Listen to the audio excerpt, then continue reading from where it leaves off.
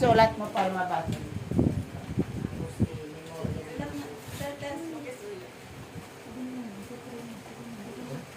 Mayroon pang ebanghelyo, brother.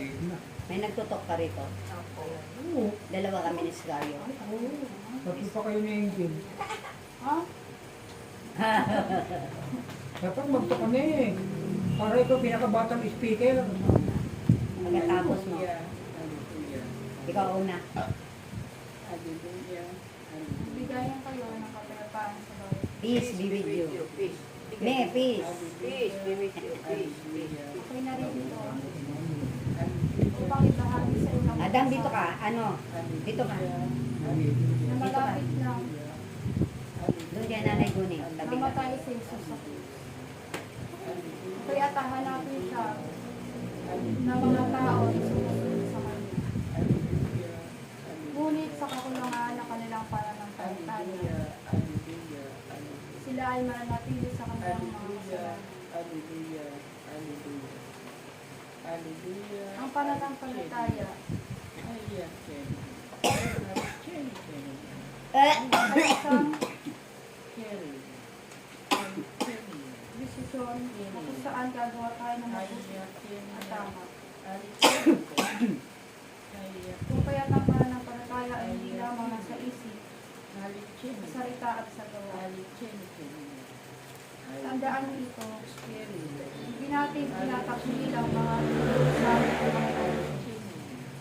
Hindi rin natin ito tinatagpuran.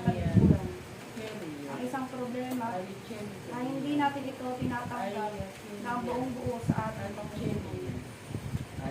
Ang pananampalataya ay isang lakas loob na kung saan ito'y tatanggapin niya at papapasukin niya sa inyong mga puso upang kung darating na kayo sa isang lugar na kayo magkakaroon ng pagdudugma ay meron kayong matinding panglaban na tutunin nyo sa turo ng ating kung kaya noon kayo nagdadasal ngunit mas pinipili nyo pa rin magdasal noon kayo nagsisimba tuwing linggo ngunit pag uwiin nyo ay ganun pa rin ang dating na ugali na puno lang kasi kami kung kaya't nais nasa nanay kita ko sa inyong mga wang ay napakalayo na sa dati na ginagawa. Kung kaya kung hahanapin niyo ang Jesus hindi lamang sa simbahan kundi na rin sa lahat ng aspeto sa inyong buhay. Gawin niyo siyang sentro ng inyong buhay. Kaya ito kayo nagagalak at darating na ang isa